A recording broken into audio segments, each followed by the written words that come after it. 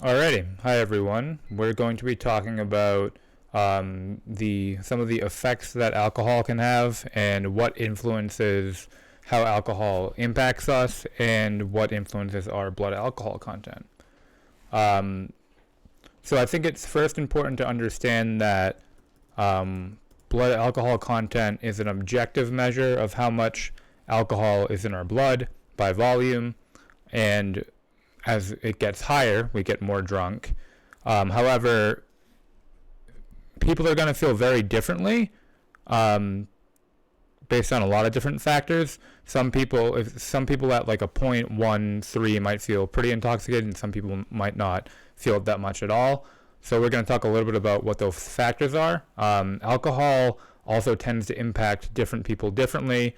It can even impact, the same person differently. You might feel one way after having 5 beers in one context and a different way in a different context, depending on what you've eaten, how much you've slept.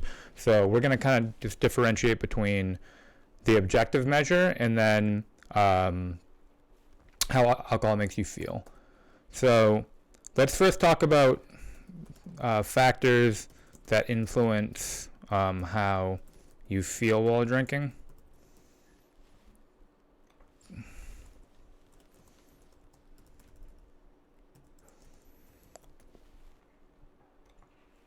So this can really be a lot of things. This can be obviously how fast you drink, type of alcohol, how much sleep you've gotten, time of day, how much you've eaten,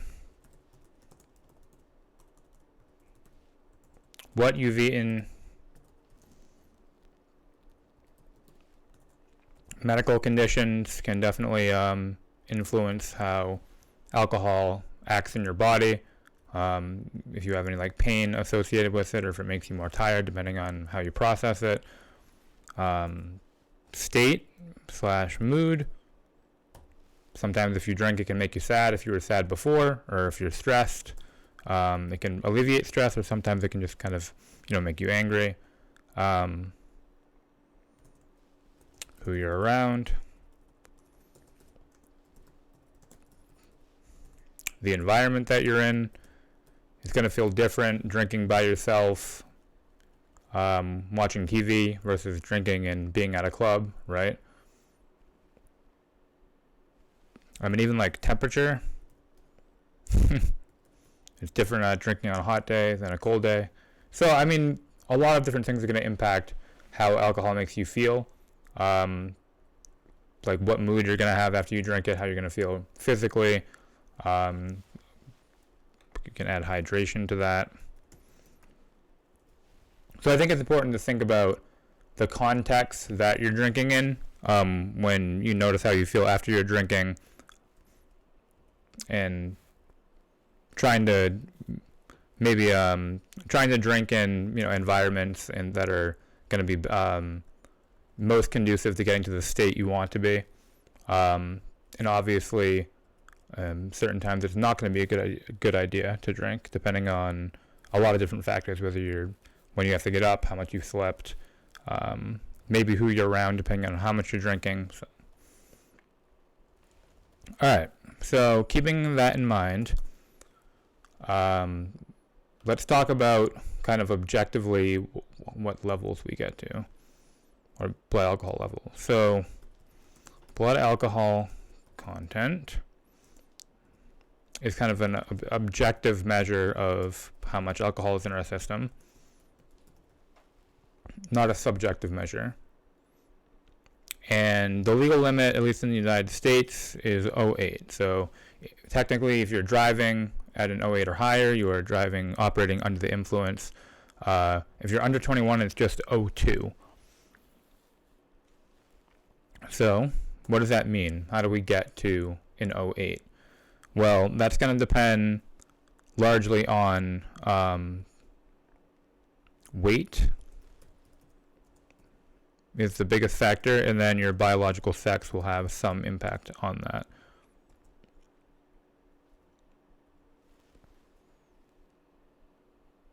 And the only thing that can, another thing, actually, no, I'll actually speak about that in a second. So, and the reason that biological sex impacts it is I believe it has something to do with fat distribution and water distribution. So I don't really know for an individual how that's going to impact them just based on different factors, but this is like based on population averages. So let's look at like a female and a male and how they're going to be impacted. So, all right, let's actually move this up. So these are just a lot of the factors that can influence how alcohol makes us feel, and there's a lot of other factors too, but it's important to understand that blood alcohol content doesn't necessarily mean we'll feel a certain way. It just, we tend to feel a certain way as it gets higher.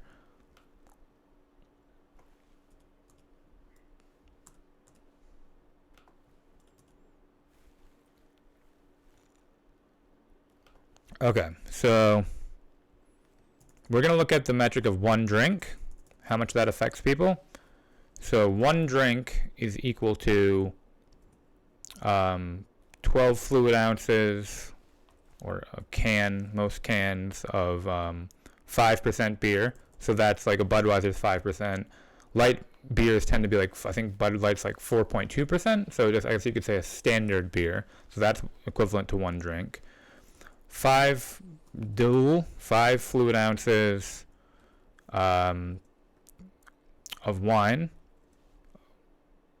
of most wines, of 12% wine, which is a glass of wine. Again, there's slight variations, but most wines are around there. And then 1.5 fluid ounces, or a shot, of 40% hard liquor. So that's most vodkas are about 40%, whiskeys are about 40%. So a lot of the times this is kind of like wine glasses are made with the one drink in mind, a shot's made with the one drink in mind, you know, standard quote heaviness of a beer. So that's kind of the one drink measure. So one drink will affect everyone differently, and the average person processes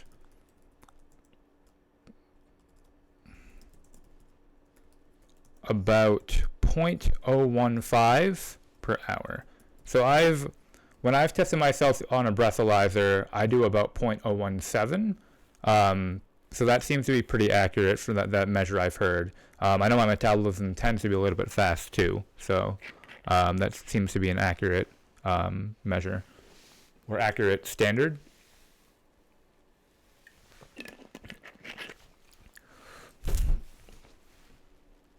So we process 0.015 per hour. So we'll look at this by weight in pounds. 1,000.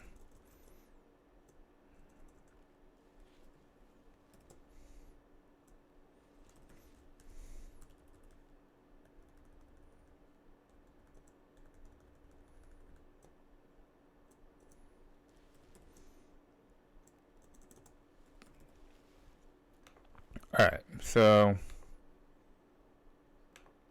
let me do this. So, 100-pound female, every drink is going to put her up 0.105, 150 pounds, 0.4, 200 pounds, 0.3,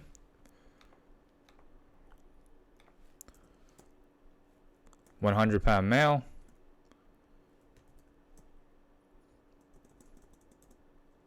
0.4, 0.3, 0.2. So one drink for me is going to put me at like a 0.28 or something like that, because I'm 160. 0.028.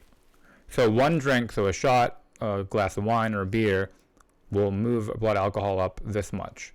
So for a not insignificant amount of the population, 150-pound female or 100-pound guy, just 2 drinks taken in succession will get you to the legal limit. So 0.8 some countries have lower than 08, so you might say 08 isn't that much. So now let's look at what happens at different levels.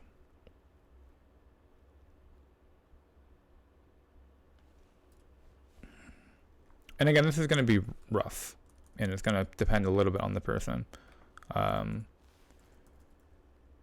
I should have mentioned too that your tolerance and how much you've drank in the past, and even sometimes if you've been taking other depressants like benzodiazepines, impacts how much alcohol is going to affect you. So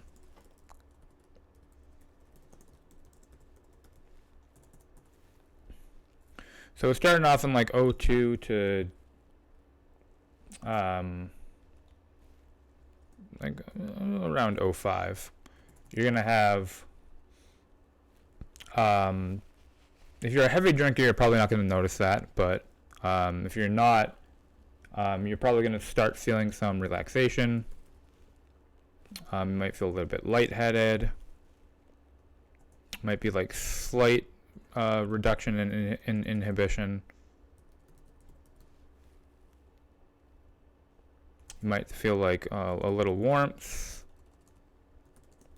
You might feel like a mild euphoria, so just kind of like you feel nice, things are going well.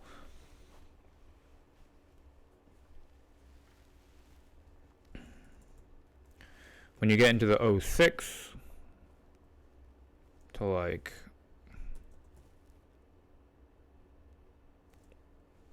'09-ish range, your judgment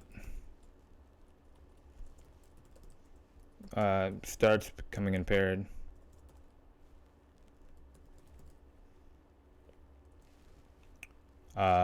People tend to get more talkative, further lowered inhibitions, some pain reduction,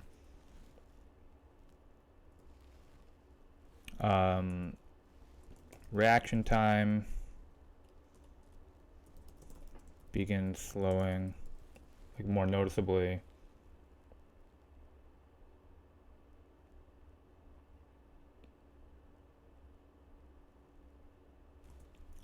Balance, maybe slightly off. Motor skills slightly slowed.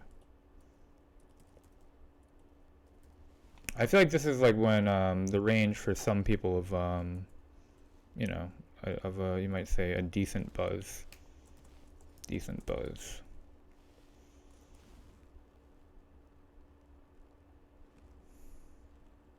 Look at this amazing spelling all around.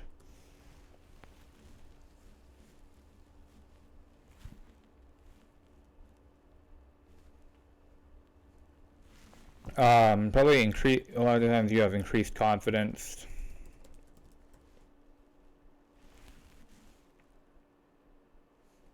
So usually you're feeling good. You're feeling good around that level. Not really having much of the dysphoric, more negative stuff yet.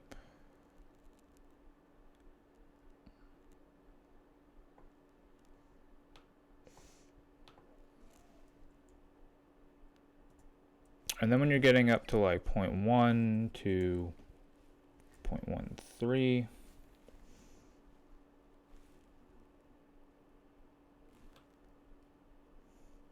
that's what some people think of as like the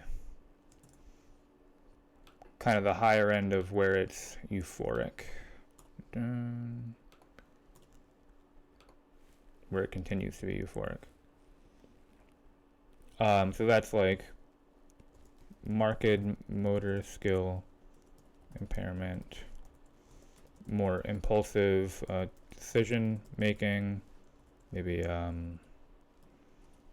more sexually impulsive, speech starts slurring.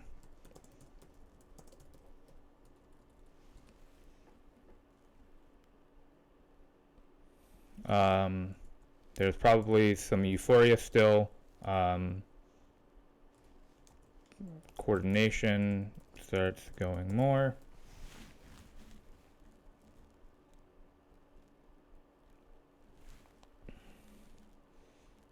So this is kind of around the point where you really start becoming, I guess, what you would call impaired.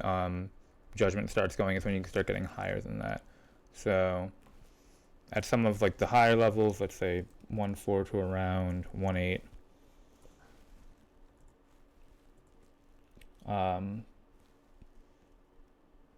You're more likely to start losing count of drinks, like impaired memory. There's more stumbling, loss of coordination, potential for more dysphoric feelings to come in, so feelings of being unwell, emotional numbing. So it kind of like as you get higher in this point, like more things start becoming impaired, and you get more of the stumbling, more of the slurred speech, more impulsive behavior.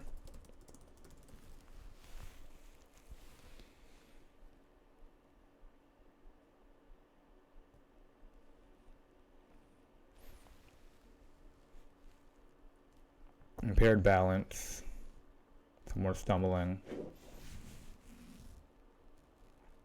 And then heavy drinkers can still appear sober-ish. Non-heavy drinkers are going to be pretty obviously impaired.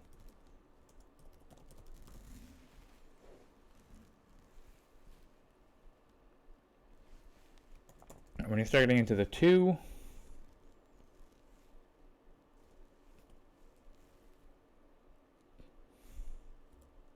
to like 2.7-ish, confusion is common. Disorientation may start.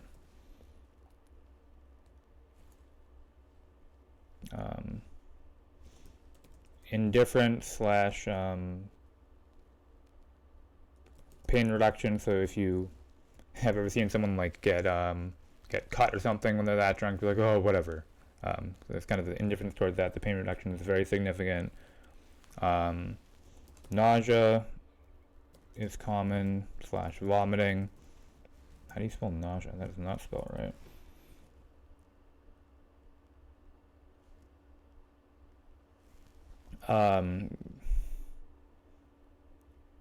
You feel like you're being subtweeted, subtwitched.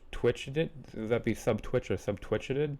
Scott, where are you right now? I was talking about the lower limits. Now we're up to near a 0.3 now. Your gag reflex also gets impaired, so that can be bad for if you vomit. Blackout range. All right, Scott's at 0, so he does not have any of these currently.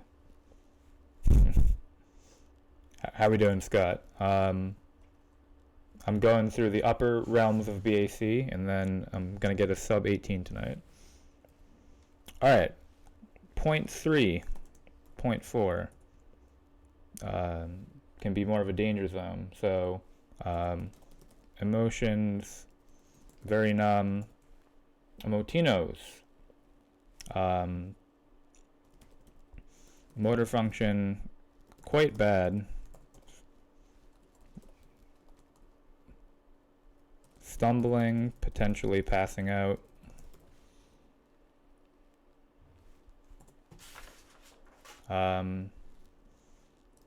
Confusion is high. There can be loss of motor control.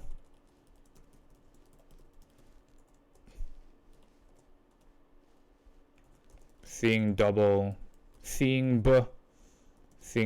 slash spins.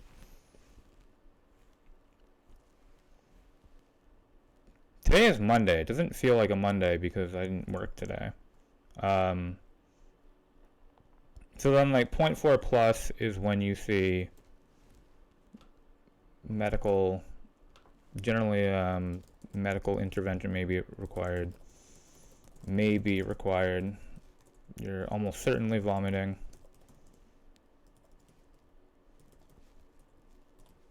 And then 0.5 range is when you start having organ failure.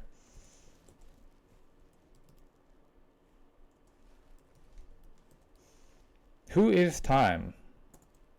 And when is time?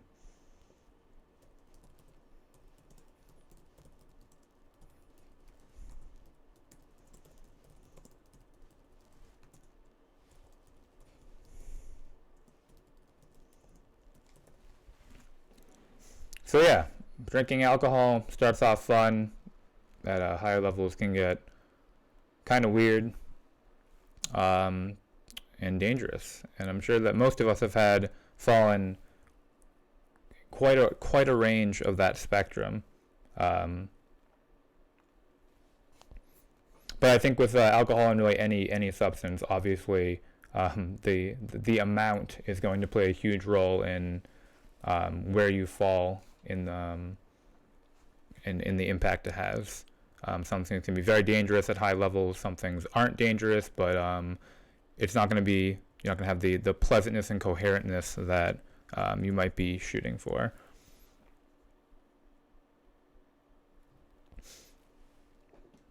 All right, that is just an overview of blood alcohol content and how alcohol impacts us at different levels, what kind of impacts blood alcohol content, and just some things to think about in terms of how alcohol impacts you based on like subjectively and kind of objectively what is happening inside of your body when your blood alcohol content goes up. So check me out on Twitch, like and subscribe. Woohoo. Thanks for watching, and happy Martin Luther King Jr. Day. Everyone be well.